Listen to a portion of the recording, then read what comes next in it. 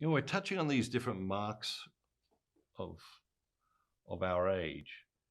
It seems depression is on the rise in our culture. Is that true, or are we more aware of it than in the past? Is there less of a stigma to seeking treatment than in the past? How do you see that? I think it's a little both and. It's kind of a mix. I think there are very clear marks that mental health is becoming progressively worse. I think we're becoming sicker as a society. Depression, anxiety, mental health disorders are increasing, and suicide rates, the age at which people are experiencing these things is lowering.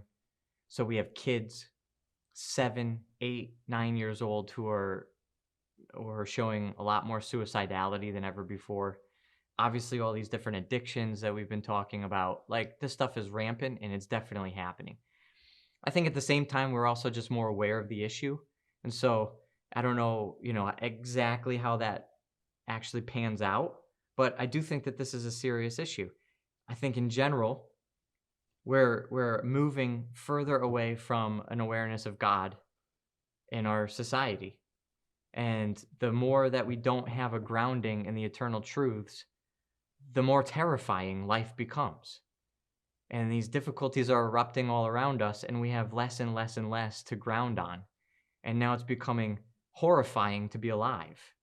And I think that, people will try to muster up some reason for living, but it's never going to actually answer the eternal longings and desires of our heart. So without that eternal answer being built into our culture, our mental health is going to continue to get worse. Is the rejection of our spiritual selves and spiritual realities and God, is that the disease and all these other things the symptoms? I think so. How controversial a statement would that be among mental health professionals? I'm not really counting on keeping my license for much longer, so it's probably one of the most controversial statements that can be made. Because we're not just talking about spirituality, we're talking about religion. And this is the difference.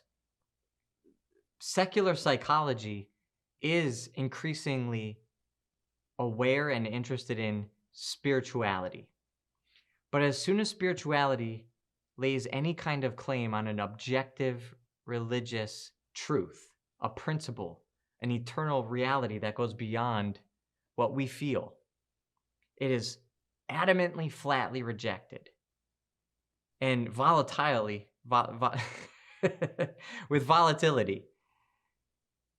because that means we're judging other people who are not believing those principles. And it's this horrible relativism that has pervaded our society, our culture. And it's completely unfounded, and it's impossible to maintain. So that's where all of this disorder continually erupts. But if anybody comes in with any of these kinds of perspectives, that is abuse. It's actually abuse.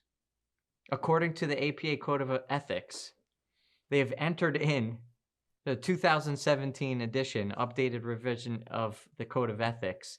They actually entered in this idea of emotional abuse, which it's not totally defined by saying you have religious belief, but it opens the door to some pretty broad, generalized applications. And you can easily see that becoming an issue where now if I have a religious perspective that puts any kind of claim of objectivity on another person, that's emotionally abusive. I could be jailed for something like that.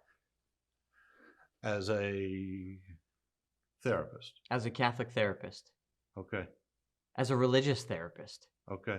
So Jewish, any other religion. Sure, they're all under the same fire. Any objective reality is rejected. That's right.